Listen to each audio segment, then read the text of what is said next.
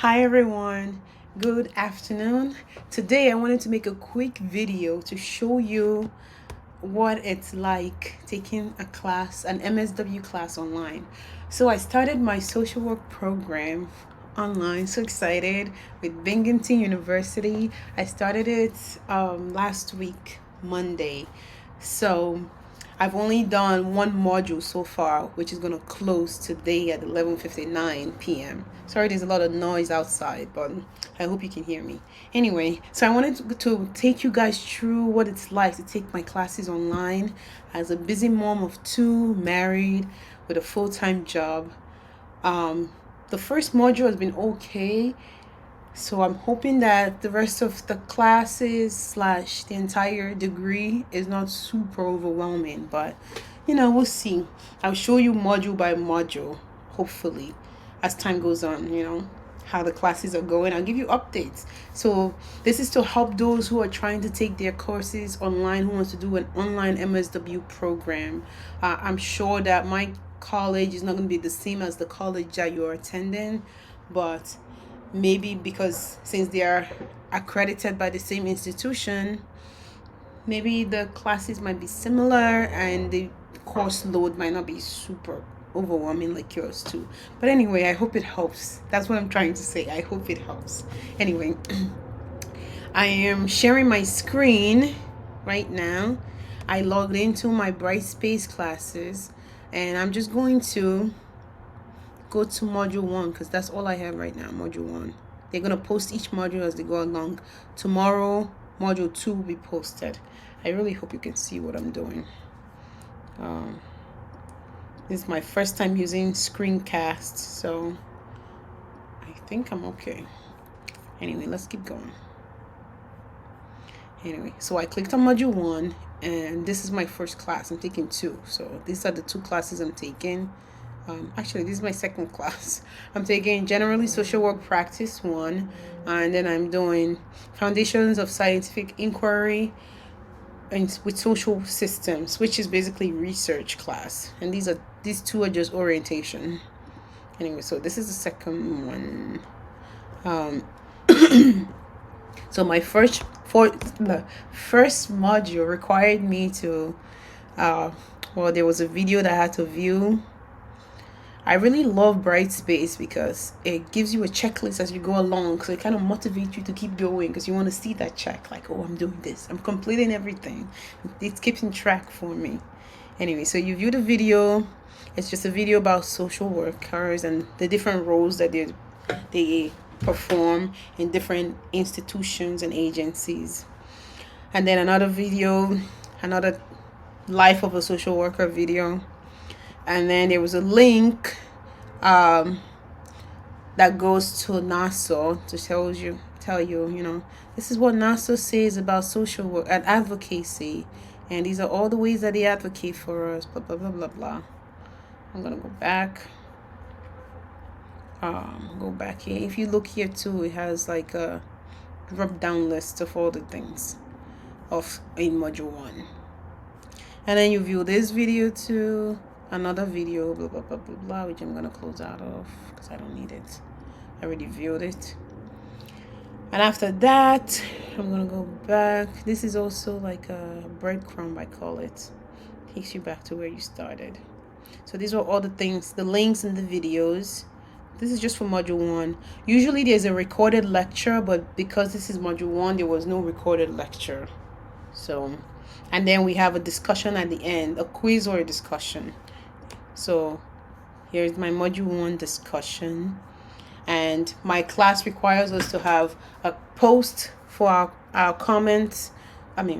Your reply to the discussion prompt, and then you have to comment on 2 other people's posts. I'm just hoping that this is actually recorded. I think it is. I've never done this before. Anyway, that's fine. So yes, this is 2 other people's posts that I have to record. I'm sorry, I'm kind of all over the place. Sorry. Anyway, so here was the prompt. It says, please share with us what made you decide to devote your career to social service.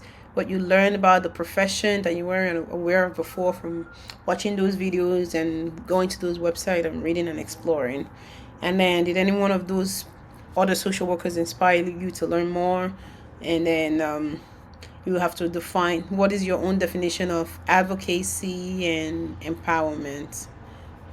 And so I gave my response, and these are all my classmates' responses. I already made 2 comments, but just for, just to be safe, I'm gonna make 2 more because I'm kind of paranoid. Like, oh my god, is that enough? I know it says 2, but maybe I should make more comments. But this is just for the first week. I'm sure by next week I'll be settled into the routine and it won't be so crazy. I didn't need to subscribe to this person. Yeah, no subscribe. Well, actually, I do have to subscribe because this is my post. Ugh. Okay, never mind. So yeah, this is just everybody's module 1 post, and that is it. That is what being. Maybe you want to see my responses. This was my response. Types of social work and why I chose it. I said I've always wanted a career where I could help people. What drew me to social work is that it allows us to address the root causes of people's challenges rather than just on the surface. I'm not the perfect writer, but I try my best. As a social worker, I can work with individuals to explore issues such as childhood trauma, life transitions, mental health challenges, help them to find ways to improve their lives. I can also work with larger systems like schools, churches, communities, etc., to identify barriers and create meaningful change. I said I've tried other helping professions before as a nurse. Actually, I was not a nurse. I was a nursing student. But I left the nursing school because it just didn't feel right for me. And I felt very limited to the bedside, medication management, and things like that. It just didn't feel like I was doing what I needed to be doing to impact change.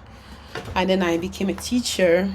I supported students in the classroom, but I wasn't able to reach beyond the academic setting to address the deeper needs of children and families. It always felt like as a biology teacher, I was stuck just teaching biology. Like that's all that that was my license. I had no choice. It just didn't that was not what I wanted to do for the rest of my life. That's not the change I want to make. Like, oh, I taught them biology, and so what? The internet can teach them biology. AI can teach them that biology now. But what else can I do besides this? I wanted to be more than just a biology teacher. That's the truth. So I watched the videos and I really what's the word? I identified a lot with the social worker who was an adoption social worker, and I thought that was really nice.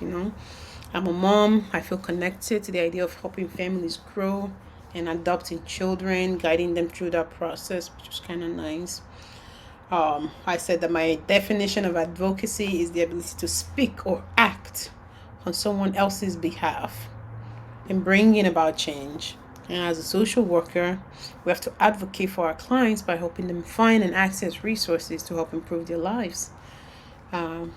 We speak on their behalf all the time when they can't do it for themselves, which is kind of a great privilege to be able to do that for other people.